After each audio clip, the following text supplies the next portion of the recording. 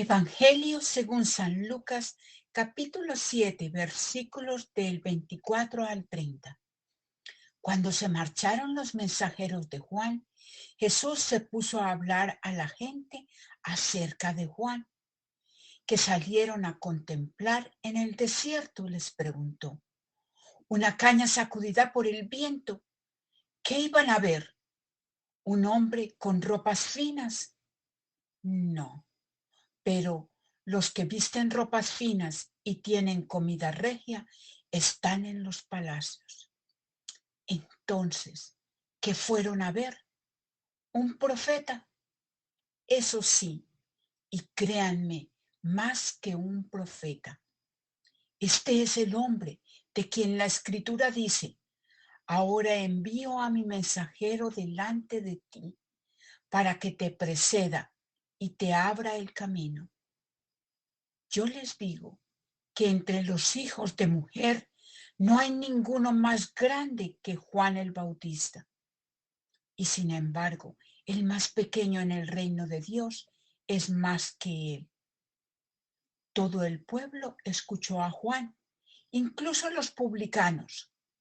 Confesaron sus faltas y recibieron su bautismo. En cambio, los fariseos y los maestros de la ley no pasaron por su bautismo, y con esto desoyeron el llamado que Dios les dirigía. Palabra de Dios. Te alabamos, Señor.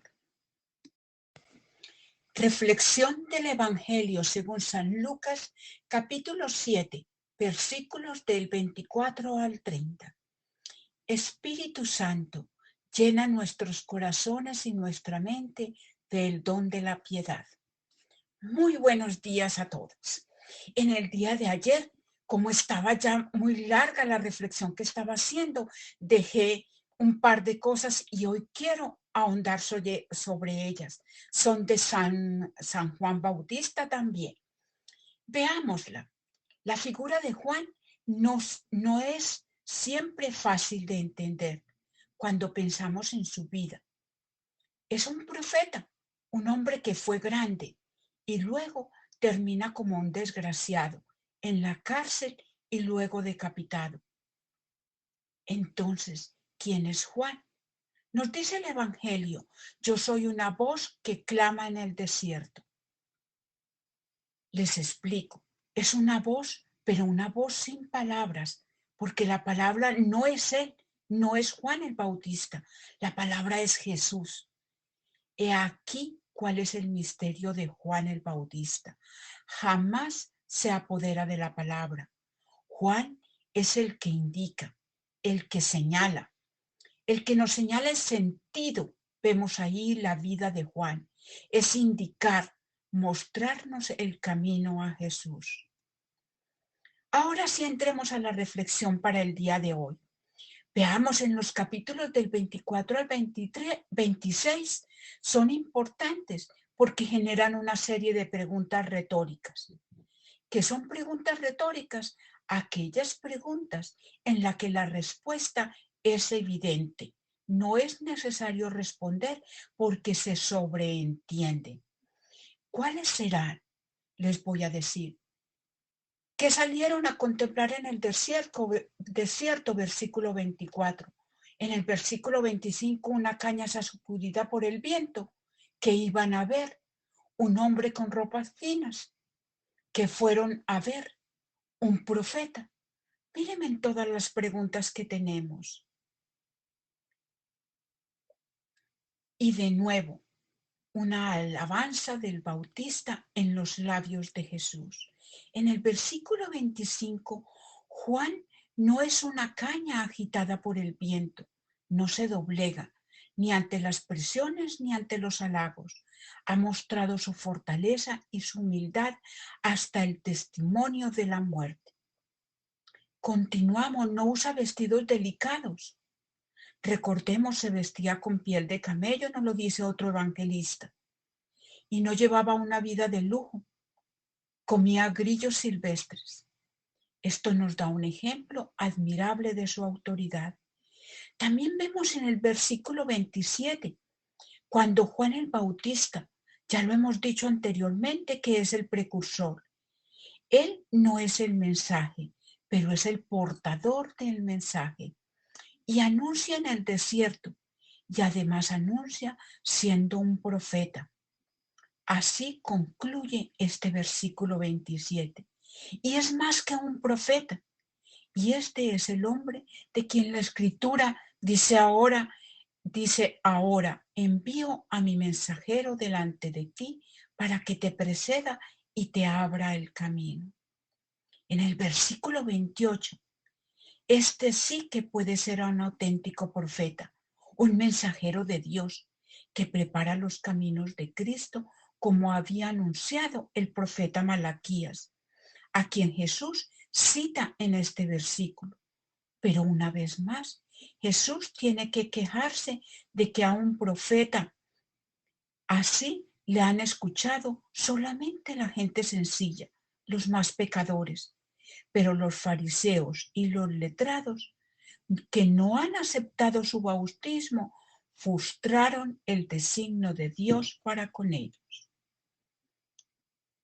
En este Adviento se repite la invitación de Dios, ahora a su iglesia, o sea, a cada uno de nosotros. La invitación es a volver más decididamente a su amor. Sin embargo, el más pequeño en el reino de Dios es mayor que él. ¿Quién puede decir que no necesita esta llamada? ¿Quién puede asegurar que no ha habido desvíos y olvidos en nuestra vida de fe, en su fidelidad para con Dios? Todos. Nosotros nos reconocemos como católicos. ¿Qué quiere decir ser católico o cristiano? No se trata de seguir a Cristo y esforzarnos en ser como Él. Cierto, esto es cierto. Nosotros no podemos escoger dónde nacemos, ni quiénes serán nuestros padres. Pero cuando tenemos uso de razón, sí podemos escoger dónde y cómo vamos a vivir, del mismo modo que la clase de vida y educación que vamos a dar a nuestros hijos, a nuestros nietos o a las personas con las que vivimos. A veces también lo podemos hacer. ¿Cuáles son los criterios que priman en nosotros para tomar estas decisiones? Tenemos en cuenta que el mensaje que el Señor nos da con su nacimiento y su vida entre los pobres, no porque es que nos parece legítimo aspirar a riquezas o a lujos o a comodidades, estas deben configurar los más grandes propósitos de nuestra vida. El sistema, la sociedad, el entorno o lo que sea nos impone unos ciertos estilos de vida. ¿No es verdad?